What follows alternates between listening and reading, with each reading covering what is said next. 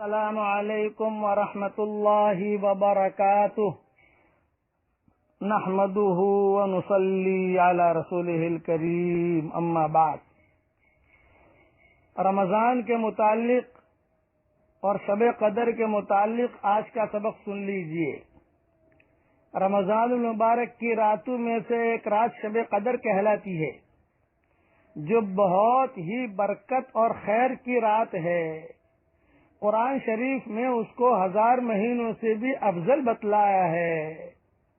1000 مہینے کے 83 برس 4 ماہ ہوتے ہیں۔ خوش نصیب ہے وہ شخص جس کو اس رات کی عبادت نصیب ہو جائے، کہ جو شخص اس ایک رات کو عبادت میں گزار دے اس نے گویا 83 برس 4 ماہ سے زیادہ زمانے کو عبادت میں گزار دیا۔ اور اس زیادتی کا بھی حال معلوم نہیں کہ 1000 مہینے سے کتنے ماہ زیادہ افضل ہے۔ ہو سکتا ہے اس سے بھی زیادہ افضل ہو۔ اللہ جل شانہ کا حقیقتاً بہت ہی بڑا انعام ہے کہ قدر دانوں کے لیے یہ ایک بے نہایت نعمت مرحمت فرمائی۔ در منصور میں حضرت انس رضی اللہ تعالی عنہ سے حضور اکرم صلی اللہ علیہ وسلم کا یہ ارشاد نقل کیا ہے کہ شب قدر حق تعالی شانہ نے میری امت کو مرحمت فرمائی ہے، پہلی امتوں کو نہیں ملی۔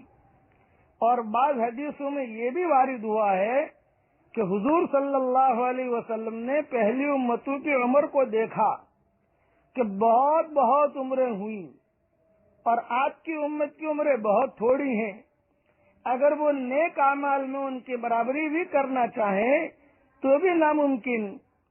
اس سے حضور صلی اللہ علیہ وسلم کو رنج ہوا، اس کی تلافی میں یہ رات مرحمت ہوئی۔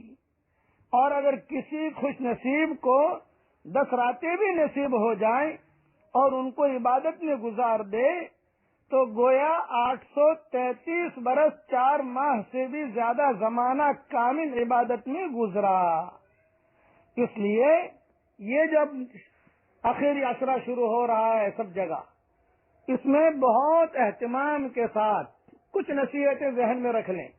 اگر جو ہے یہ آخری عشرے میں آدمی اعتکاف میں بیٹھ جائے مسجد میں تو یہ شب قدر اسے مل ہی جائے گی ہر حال میں۔ مائیں بہنیں بھی اعتکاف میں بیٹھ جائیں تو انہیں بھی شب قدر مل جائے گی ہر حال میں۔ اور ایک اہم بات یہ کہ بھی آپ چلو پوری رات عبادت نہیں کر سکتے، لیکن کم سے کم بہت اہم نصیحت ہے کہ یہ جو آخری عشرے کی راتیں ہیں کم سے کم عشاء کی نماز جماعت کے ساتھ پڑھ لو، فجر کی نماز جماعت کے ساتھ پڑھ لو۔ تو حضور صلی اللہ علیہ وسلم فرماتے ہیں کہ جس نے عشاء کی نماز جماعت کے ساتھ پڑھی، فجر کی نماز جماعت کے ساتھ پڑھی تو پوری رات عبادت کرنے کا ثواب اللہ دے دیں گے۔ تو ہم تو غافل لوگ ہیں بھائی، کم سے کم اتنا کر لو۔ اور اگر اعتکاف میں بیٹھ جاؤ تو بہت اچھا ہے۔ طاق راتوں میں یہ رات آتی ہے، یہ ذہن میں رکھنا، طاق راتوں میں۔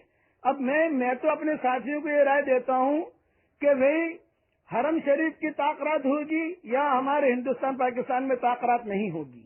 ہندوستان پاکستان میں طاق رات ہوگی تو وہاں طاق رات نہیں ہوگی۔ اس کے لیے 10 راتوں میں جو ہے عبادت میں لگ جاؤ۔ اس لیے علماء نے لکھا ہے حرمین شریفین کے طاق راتوں کا زیادہ اعتبار ہوتا ہے، یہ علماء نے لکھا ہے۔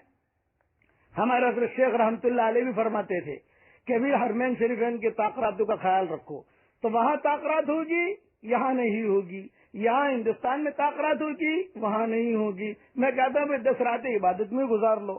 اس لیے میری درخواست یہ ہے کہ اعتکاف میں بیٹھنے کی کوشش کریں، مائیں بہنیں بھی اعتکاف میں بیٹھنے کی کوشش کریں، اور جو آسانی سے آسان ہو سکے کم سے کم عبادت میں آدمی گزارے، یہ میری درخواست ہے۔ اور بہت کلمہ بہت پڑھو، استغفار بہت پڑھو، استغفار بہت کرو، امت کے لیے دعا بہت مانگو، اپنے لیے بہت دعا مانگو۔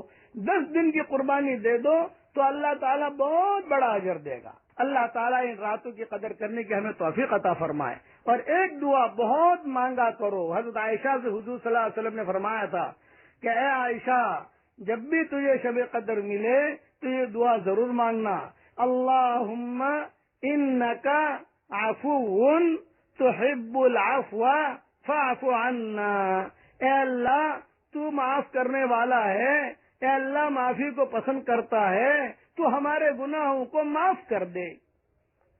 یہ اخیر عشرے میں یہ دعا بہت مانگتے رہنا، اللہم انکا عفو کریم تحب العفو فاعف عنا۔ کریم کا جملہ بھی بڑھا سکتے ہیں اس کے اندر تاکہ اس کا کرم شامل حال ہو جائے۔ اللہ تعالی ہم سب کو ان راتوں کی قدر کرنے کی توفیق عطا فرمائے۔ والسلام علیکم ورحمۃ اللہ وبرکاتہ، وآخر دعوانا ان الحمد للہ رب العالمین۔